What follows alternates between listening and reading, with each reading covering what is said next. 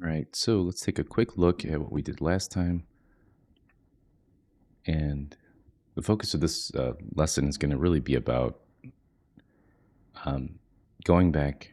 You usually do a first pass in code and then you refactor it. So we're going to try to re edit this whole on submit method here and have it essentially revalidate. So I'm going to show you a way of just kind of playing around with the order of things by refactoring our code to make it so it now prompts us, hey, you didn't do it right. So anyway, back to our game here. So I'm going to say, please enter your name. I'll do Al. Hit tab. Welcome Al to your adventure. What type of player are you? And then if I type in a bunch of junk and I hit tab, it says, I'm not sure what that player is. Please select one of the following options. But again, we have a problem, and that's when I hit tab, it doesn't validate my options. I'm stuck here. I want it to be a detective, artist, socialist, or cop. So you'll notice here that down here in this else if statement here, we have is asking for type, and then we are actually using this variable here to access this determine player method here, right?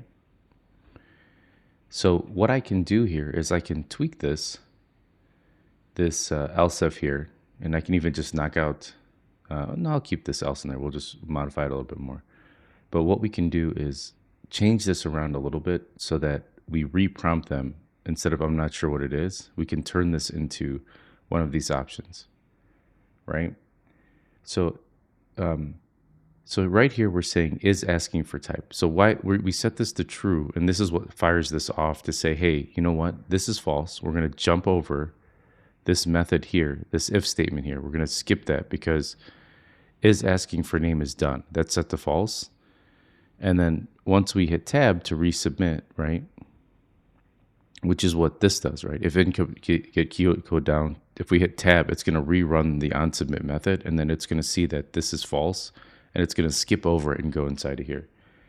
So what I can do is I could grab, let's see, this input field code here, and I'm just going to put this on the top here. And what that'll do is that'll clear out whatever's inside of this text box here, or the input field here. That'll clear that out.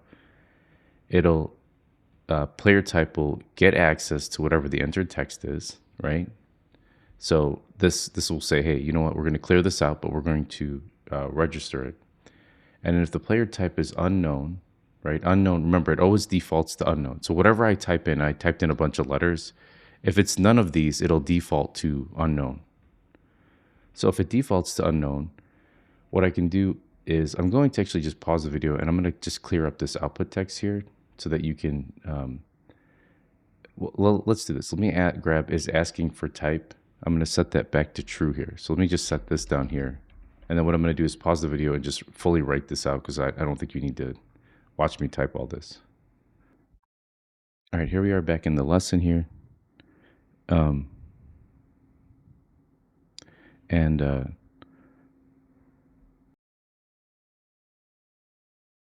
right, so here we go. You can see here we have, I just re-edited this so it's a little bit cleaner. Output text equals is not a valid player type, exclamation point, and then entered text. Entered text is going to be whatever we typed in, right? The A, B, C, D.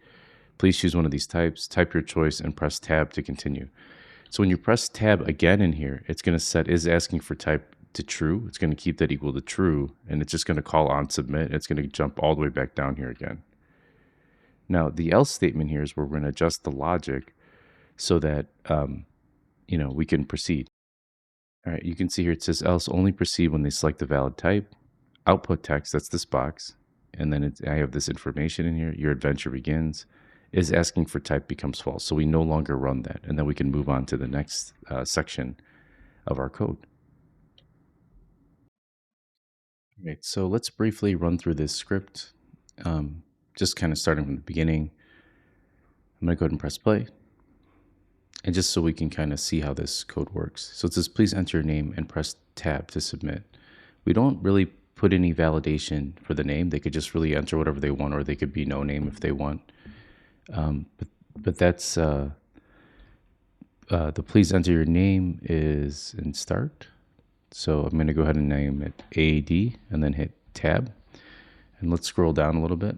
and it says welcome AD. So it put that name in there for us, to your adventure, that type of player you are, detective, artist, socialite, cop. Press tab to continue. So I'm just going to type in a bunch of random stuff. And remember, this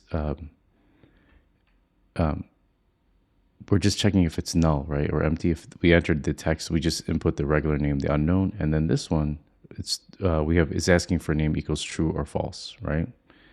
So this else if is asking for type equals true, right? And then is asking for name becomes false. This is where we switch it. So then we jump into here once I hit tab again, right? And it says SDFF, right? So input field gets cleared out, right? That's what did this. Player type equals player type selector determine player type. So let's jump over to the script here. And here's determine player type. Now, because I entered a bunch of this junk, it went to unknown here. So let's jump back into the script. Now, if player type is equal to unknown, right? Because that's what happens. It automatically defaults to unknown. We get this message: please choose detective, cop, and then type your choice to continue. I'm not sure. It looks like type your choice to continue is underneath this box here. So what I'm thinking is maybe we don't put these on a new line. We just do comma space, and then, or we could even just, comma space, and then we could rerun, and that'll put it all. And then it says type your choice and press tab to continue. So we have to do it again. So this time I'm going to type cop, and then I'm going to hit tab. And you can see you've chosen to be a cop. Your adventure begins. So in the next lesson, what we'll do is we'll figure out where do we go next. And it's probably going to be starting in a room, and then we have our player sort of have some options, like you're in this room, go the left, right, and then I'll introduce you to some new coding stuff. But let's just to show you what I did here with this new line. This is 2 lines that it gave us a space here. So I'm going to save this, and I'm going to just quickly do that not valid again.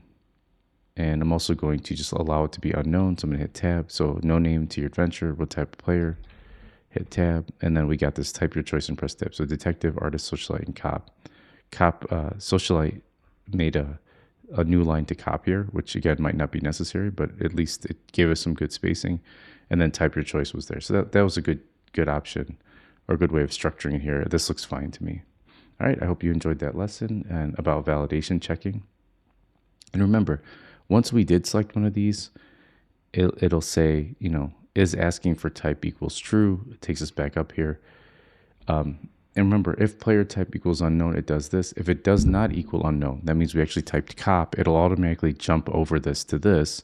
And it says only proceeds when they selected a valid type. So it says output type, you have chosen to be a cop, your AD or no name, right?